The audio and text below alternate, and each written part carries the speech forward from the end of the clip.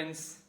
I hope all of you are fine and safe in this corona pandemic, which has changed our lifestyles completely to the extent that our children who were busy playing outdoors the whole summer vacation were trapped this year in the four walls of the home.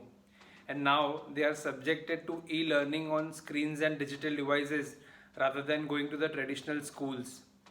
So related to that, I get a lot of queries, rather concerns from so many parents that their child's exposure to screens and digital devices is increased. So will it affect their eyes? Will it harm their health? So today I'll be giving you some tips which will help you address those concerns.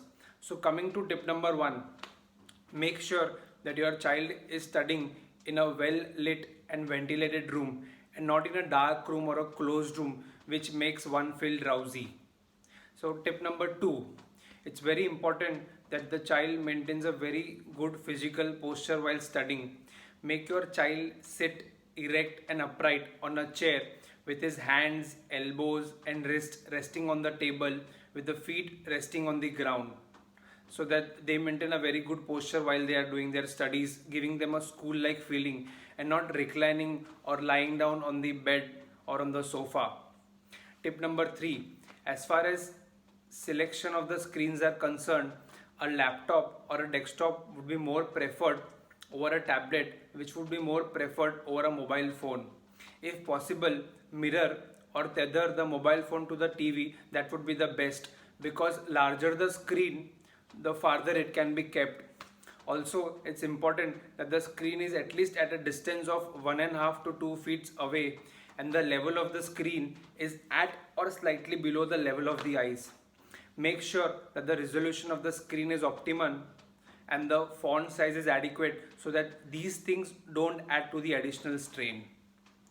Tip number 4, the screen brightness should be optimal, not so low that it causes further more strain. The brightness of the surrounding ambient light should be less than the brightness of the screens. Make sure that there is no glare on the screen from the overhead tube lights or sunlight directly coming from the window or the balcony. Tip number 5, it's very important that children take frequent short breaks in between two lectures, and during that break they can do some small physical activity or they can look through the balcony or window towards trees or buildings which are farther away. So this will help them defocus from the screens for a short period of time and relax their muscles. Tip number 6, teach your children to keep blinking frequently while they are studying on the screens, so that the evaporation of the tear film decreases and that reduces the dryness of the eyes. Tip number 7, make your children wear appropriate eye power glasses. In case they have any headache, eye ache or any other eye problem, please consult your eye doctor at the soon and get their eye power and the overall eye get checked. Tip number 8, once the online classes and the lectures are over, restrict and cut off all other non-educational screen time. Ideally, they should be outdoors at least 2 hours a day, but that's not possible right now. So ensure that while they are at home, encourage indoor physical exercises and physical activities. Also encourage creative activities like singing, dancing, reading, drawing, painting, and indoor games like chess, brain games, memory games, which helps them develop their overall skills. Involve them in other household activities so that serves an additional help to you also. Tip number 9,